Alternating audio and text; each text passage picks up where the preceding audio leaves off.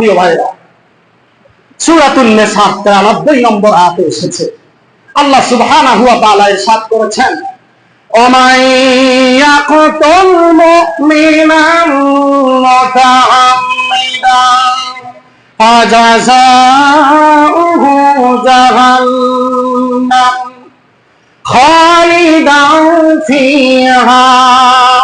আল্লাহ সুবহানাহু ওয়া তাআলা জানান, ওমান ইয়াকতুল মুমিনান, আর যেই ব্যক্তি কোন মুমিন ব্যক্তিকে কতল করে ফেলবে, মেরে ফেলবে, মুতাআম্মিদান, ইচ্ছাকৃতভাবে, ফাজাযাউহু জাহান্নাম, সে যে একজন মুমিন বান্দাকে ইচ্ছা করে মেরে ফেললো, আল্লাহ সুবহানাহু ওয়া তাআলা এই অন্যায়ের কারণে তার যাজা স্বরূপ তাকে জাহান্নামে দান করবেন। বলেন না নাউযুবিল্লাহ।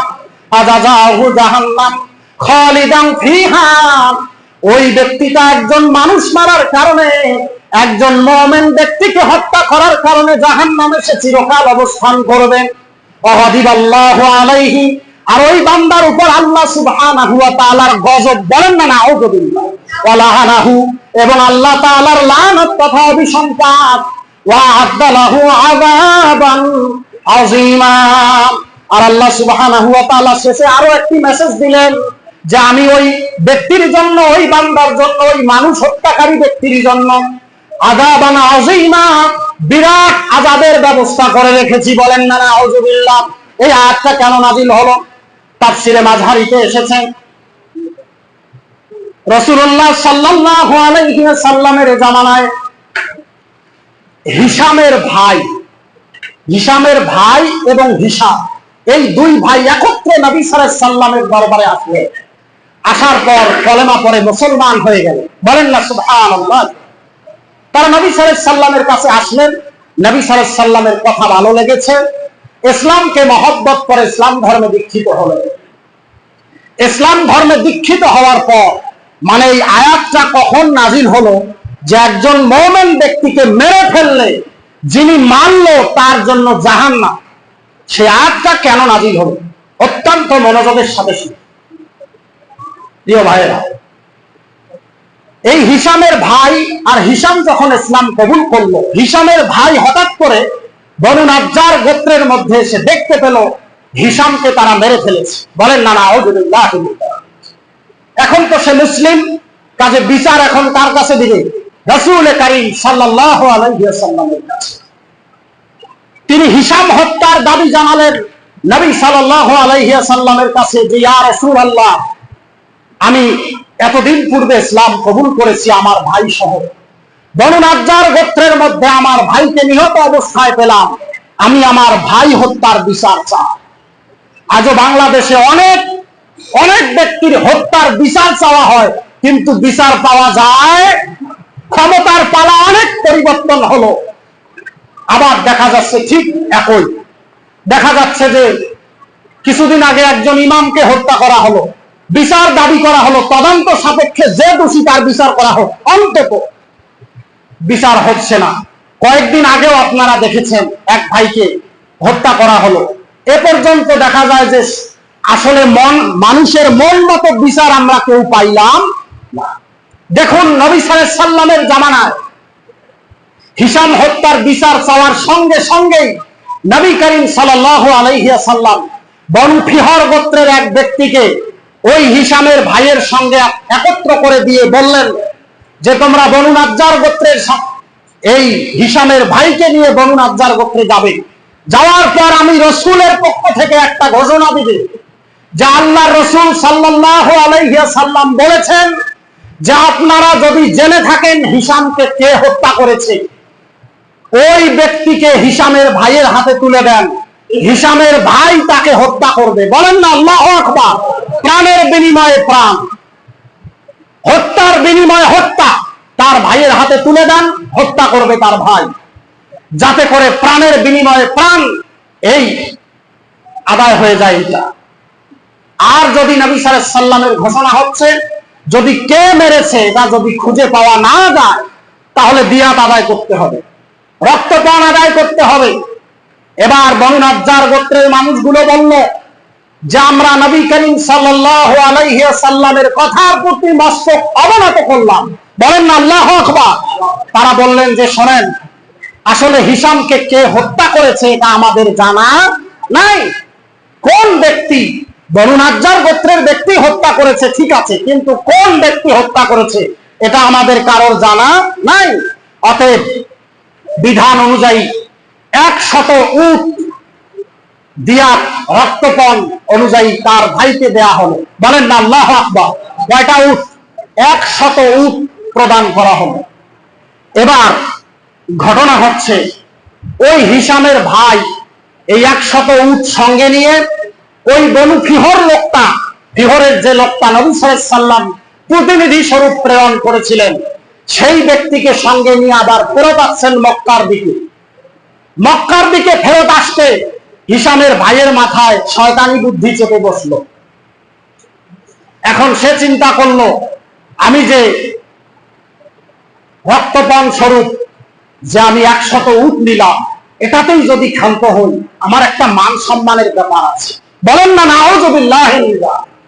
এখনো দেখা যাচ্ছে অনেকেই বিভিন্ন কমেন্ট বক্সে হোক, বিভিন্ন বক্তৃতার মাঝে হোক, একজনের কথায় আরেকজনের মানহানি হলে তাকে মেরে ফেলতে হবে, ওকে অ্যাটাক করতে হবে, ওকে খোলাই দিতে হবে, এমন কুরুচিপূর্ণ মানুষ আছে না নাই প্রিয় ভাইরা? এমন নিকৃষ্ট মনের মানুষ এখনো আছে প্রিয় ভাইরা।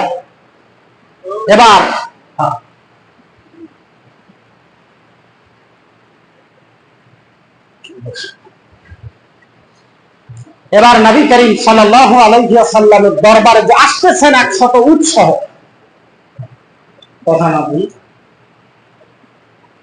প্রতিমধ্যে তার মাথায় কুটবুদ্ধি আসলো। কুটবুদ্ধি এসে, শয়তানি বুদ্ধি এসে, ওই ফিহর গোত্রের লোক যিনি ওনার সঙ্গে করে গিয়েছিলেন, ওই সাথের লোকটাকে সে প্রতিমধ্যে পাথর নিক্ষেপ করে মেরে ফেলল। বলেন না নাউযুবিল্লাহ। সেই জাহালাতপূর্ণ কাজ এখনো বাংলাদেশে আমাদের দেখতে হলো। বলেন না নাউযুবিল্লাহ। ধিক্কার জানাই এমন ব্যক্তিদেরকে। দেখুন, ওই ক্যামেরার মধ্যে আপনারা দেখেছেন অসংখ্য মানুষ। এই মানুষগুলি যদি একটা হুঙ্কার দিত যে মারতে দেওয়া হবে না, মারতে পারত, আমার বিশ্বাস মারা সম্ভব হতো না। আজ দেখা যায় গ্রাম অঞ্চলে আমরা দেখেছি, কারো যদি একটা হাঁসের বাচ্চা কিংবা মুরগির বাচ্চাকেও যদি কাক কিংবা কোনো প্রাণী, হিংস্র প্রাণী যদি ছো মেরে নিয়ে যায়, আমরা কার বাচ্চা, কার হাঁস, কার মুরগি এটা চিন্তা করি। আমরা দ্রুত দৌড়াই যে কিভাবে ওই বাচ্চাটাকে বাঁচাতে হবে। সেখানে মানুষ কত নিকৃষ্ট স্তরে পৌঁছিলে আপনি কি মনে করেন যে ওখানে শুধু যারা মেরেছে এরাই কিয়ামতের ময়দানে কাঠগড়া উঠবে আর দর্শকেরা উঠবে না, এটা কি মনে করেন? অথচ হাদিস শরীফের মধ্যে এসেছে, মান্নাও মিনকুম মুনকারান ফালইউগাইয়িরহু বিয়াদিহি, যে খারাপ ও নিকৃষ্ট কাজ, গর্হিত কাজ হতে দেখবে, ফালইউগাইয়িরহু বিয়াদিহি, সে যেন তার হাত দিয়ে প্রতিবাদ করে। ওখানে যতগুলি মানুষ ছিল, ক্যামেরায় যতদূর আমরা দেখেছি, চতুর্দিকে মানুষ। এরপর লাশের উপরে যখন লাফিয়ে লাফিয়ে উঠতেছে, এই নোংরামি করতেছে, তখন তো আরো অগণিত মানুষ। কেউ বলতেছে না লোকটা তো মারাই গিয়েছে, এই মুর্দা লোকটাকে, মৃত মানুষটার গায়ে এভাবে লাফাচ্ছে। আমরা অন্তত এই পশুদেরকে নিষেধ করি, এই নিষেধটা পর্যন্ত আমরা রেকর্ডে পাই নাই। দুঃখের বিষয়, আফসোসের বিষয়, মানুষ কত নিচে নামতে পারে প্রিয় ভাইরা।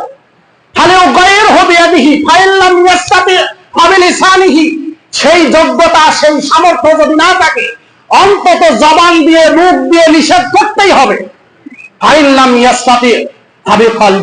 সে যোগ্যতাও যদি না থাকে, এই লোকটার যদি ঈমান থাকে, মন থেকে ঘৃণা করবে, যালিকা আযাফুল ঈমান, এটা ঈমানের সবচেয়ে দুর্বল স্তর। বলেন না নাউযুবিল্লাহ।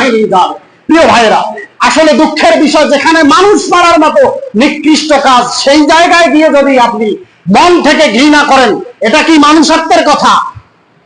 মানুষ মারার মতো কাজ যেখানে হবে, প্রিয় ভাইরা, নবী করিম সাল্লাল্লাহু আলাইহি ওয়াসাল্লামের নিজের প্রেরিত ওই প্রতিনিধি ফিহর গোত্রের লোকটাকে যখন হিশামের ভাই মেরে ফেললো, এরপর সে যেহেতু একজন মুমিন হয়ে আরেকজন মুমিন বান্দাকে যখনই কতল করেছে, সঙ্গে সঙ্গে সে মুরতাদ হয়ে গিয়েছে।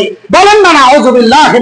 প্রিয় ভাইরা, সে মোরতাদ হয়ে তার ওই উটগুলোকে সঙ্গে নিয়ে মক্কার দিকে যখন চলে আসলো, নবী করিম সাল্লাল্লাহু আলাইহি ওয়াসাল্লামের কাছে যখন সংবাদ পৌঁছিল যে হিশামের ভাই এই এই অন্যায়গুলো করেছে, সে তার ভাই হত্যার দিয়াত অর্জন করার পর, হাসিল করার পর এখন সে কূটবুদ্ধি অর্জন করেছে, আমার ভাইকে তো যে কেউ একজন হোক মেরেছে, আমি এখন এই ব্যক্তিকে মেরে প্রাণের বিনিময়ে প্রাণ দেই, মানে ব্যক্তিগত কাজ করেছে।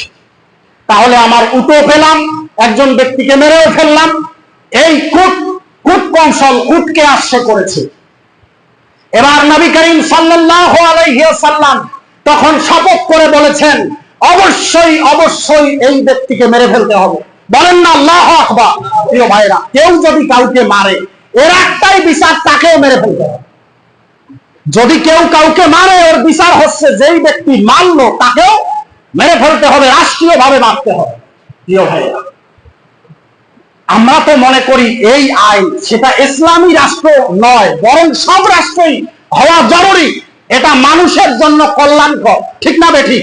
কারণ যেই হিংস্র প্রাণীটা আজ আপনার ভাইকে মারতে পেরেছে, সে একদিন আপনাকেও মারতে পারবে, অথবা তার এটা দেখা দেখি করে গ্রামাঞ্চল পর্যন্ত একজন আরেকজনের প্রতি হিংসাত্মক মনোভাব নিয়ে মেরে ফেলতে পারে।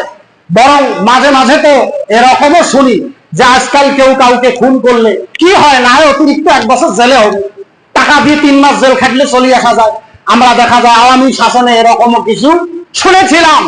আর তখন তো তারা দেখা যায় ফ্যাসিবাদের সিস্টেম তো আমরা সবাই জানি, কাজে ওই কথাগুলো পুনরাবৃত্তি করার প্রয়োজনে মনে করছি না। এগুলো আমাদের স্বপ্নের মতো আমরা দেখেছি। প্রিয় ভাইরা, তাদের বক্তব্যগুলো ঠিক এরকমই ছিল অনেকেরই, যে আজকাল কয়জন মার্ডার করলে কি হয়, কিছুই হয় না, অতএব এই করব সেই করব। এই যে সাহস, বাংলাদেশের মতো সব সময় তো আমরা বলি স্বাধীন দেশ, 71-এর স্বাধীন, 24-এর স্বাধীন, অথচ আরো যে কতবার স্বাধীন করলে আমরা নিরাপদ হব। যতই আপনারা দেখা যায় যে আমরা যতই মনে করি যে এই সচ্ছলতা হয়েছে, পণ্যের দাম কমেছে, এই উন্নয়ন হচ্ছে, সব উন্নয়নের বড় উন্নয়ন হচ্ছে মানুষের নিরাপত্তা। মানুষের নিরাপত্তার চেয়ে বড় উন্নয়ন পৃথিবীতে হতে পারে না। যেই দেশে মানুষের নিরাপত্তা আছে, না খেয়েও 10 দিন শান্তিতে বেঁচে থাকা যাবে। সব খাইলেন, পশুর মতো দেখা যায় যে বাঘ তার চেয়ে দেখা যায় যে একটু হেনস্থ প্রাণী তাকে খাচ্ছে, সে তার চেয়ে হেনস্থ প্রাণী, ছোট প্রাণী তাকে খাচ্ছে। এরকম পশুর মতো ব্যবহার যদি সবাই করে, বনের মধ্যে যেমন অসংখ্য খাবার, এই খাবার থাকতেও নিচু শ্রেণীর প্রাণীর কোনো স্বাধীনতা নাই, নিচু শ্রেণীর প্রাণীর কোনো দেখা যায় স্বস্তি নাই, প্রশান্তি নাই। ঠিক একই রকম যদি সব পণ্য সস্তায়, এমনকি ফ্রিতেও দেওয়া হয়, এবং মানুষ মারলে যদি তার বিচার পাওয়া না যায়, এমন দেশে থাকার চেয়ে না থাকাই ভালো, ঠিক না বেঠিক?